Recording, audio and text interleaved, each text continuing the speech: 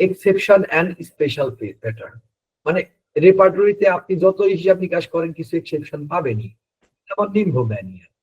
এরপরে ব্যতিক্রমের কিছু উদাহরণ আমি জাস্ট মাথার থেকে লিখে রাখছি। ডিজায়ার অ্যাভারশন কেন রেপার্টরিতে, স্টমাকে, অন্যান্য রেপার্টরি গুলাতে জেনারেলি, সিনথেসিস বা কমপ্লিটে। ক্লাইমেক্টেরিক পিরিয়ড, ক্লাইমেক্টেরিক পিরিয়ড থাকার কথা জেনারেলি, কিন্তু দেখবেন এটা যায় ফিমেল জেনিটালিয়াতে। তারপর জেনারেল ক্যারেক্টারিস্টিক্স অফ মিসেস, এটা যা থাকার কথা ছিল জেনারেলি, জেনারেল ক্যারেক্টারিস্টিক্স যে স্ক্যান্টি হয়, প্রফিউজ হয়, প্রোট্রাক্টেড হয়, কিন্তু দিছে ফিমেল জেনিটালিয়াতে। এগুলা না আপনাদের মাথায় রাখতে হবে, এটা আর কোনো উপায় নাই, কারণ তারা রেপার্টরি যারা সাজাইছে তারা কত করে ভাই, ওইটা সেমি স্টেশন। এখন কথা হলো ফিলোসফিক্যালি এটার সমগ্র রোগীর সাথে জড়িত, কিন্তু ওইটা সেমি স্টেশন দিব মানে জেনারেলি দিলে আমরা এখন কইতাম ব্যতিক্রম, কারণ এটা লোকাল ম্যানিফেস্টেশন। কথাটা বুঝছেন কিনা, কি একটা প্যাচ বাচ্ছে। আবার অমিন স্টেশন অনেক কিছু আছে যেটা আসলেও লোকাল। তো কাজেই আপনি কিভাবে এটা ডিসাইড করবেন, তাদের দোষ দিয়ে লাভ নাই, কিছু কিছু এক্সেপশন আমাদের মনে রাখতে হবে। ও এদারের ব্যাপারে এরকম এক্সেপশন আছে, তো এই এক্সেপশন আমাদের মনে রাখতে হবে। এবং এবং এই প্র্যাকটিসটা অবশ্য অলরেডি করা হয়ে গেছে, এটা পিছনের সময় দিয়ে মনে হয় আমরা practice of converting the symptoms into rubric.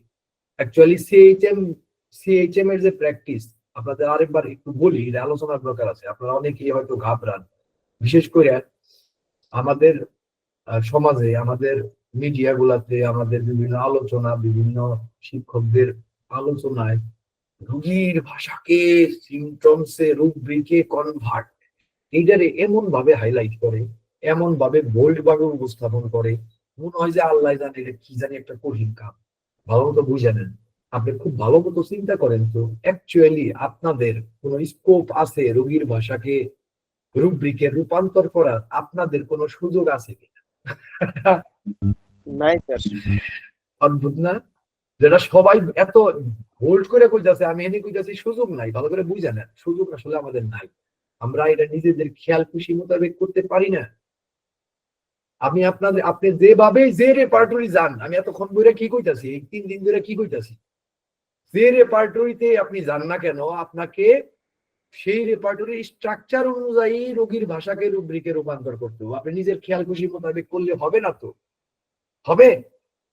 এবং সেখানে বেসিক স্ট্রাকচার যদি বলেন যে না, রোগীর ভাষাকে রুব্রিকে রূপান্তরের বেসিক স্ট্রাকচার কি, সেটা হচ্ছে সিএইচএম। সব রেপার্টরিতে যেটা বেসিক ভাবে রাখা হয়, চ্যাপ্টার, হেডিং এন্ড মডিফায়ার, তাই না?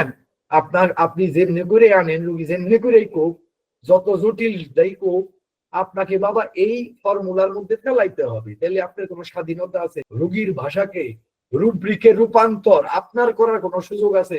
ও করে যে রেপার্টরি তৈরি করছে ওই বেড়ায়, আপনি না। আপনি রেপার্টরি লিখলে আপনি ডিজাইন দিবেন যে রোগীর ভাষাকে কিভাবে রুব্রিকে রূপান্তর করা হবে, সেই ডিজাইন তখন আপনি দিবেন। আমার এই কথাটা বুঝছেন?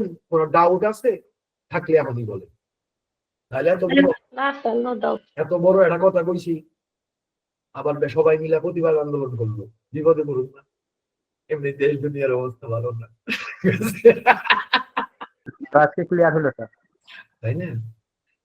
এই একটু গভীর ভাবে চিন্তা করলে এই জিনিসগুলা পরিশ্রম হয়। আর যদি আপনারা শাস্ত্রকা না হন, শুধু যদি মুখস্থ করেন, তাহলে তো সব চিন্তায় মাথার মধ্যে ঘুরবে। জি শাকিল ভাই, প্লিজ বলেন। রোগী তো অনেক কথাই বলবে, কিন্তু আমরা গুরুত্ব দেবো কোনগুলা? এটা কি এখানে শেখার বিষয়?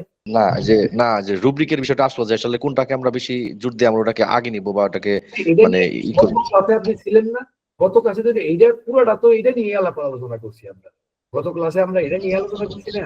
আসলে সঠিক মানে মাথা আসলো তো, যে আসলে যে রুব্রিক তো আসলো, মানে কোনটাকে মানে করবো এটা আসলে মানে বুঝছিলাম না। আপনি একটু কষ্ট করে গত ভিডিওটা, তার মানে গত ক্লাসের কনসেপ্ট আপনার মধ্যে ঢুকে নাই, এটা মিন করে আপনার এই প্রশ্নটা। আমি কি ভুল বলছি? অন্য যারা আছেন তারা যদি মনে করেন যে আমার কনসেপ্টে কোনো ভুল হয়েছে, হতেই পারে, আমি ভুল করতেই পারি, তাহলে আমার কিন্তু বলবেন। এই শাকিল ভাইয়ের এই কোশ্চেনটা মিন করে যে গত ক্লাসের ভিডিও গুলা অ্যাবজর্ব হয় নাই, ওটা একটু করতে হবে এই কোশ্চেনের সাথে সংক্ষিপ্ত, আমার যতদূর মনে হয়। অন্য কেউ প্রতিবাদ করতে পারেন আমার কথারে। অ্যাকচুয়ালি ভাই এটা একটা আর্ট। আমি বলছি রেপার্টরির 80% থাকে অন্য জায়গায়, এবং তার মধ্যে সবচেয়ে হলো লক্ষণের মূল্যায়ন।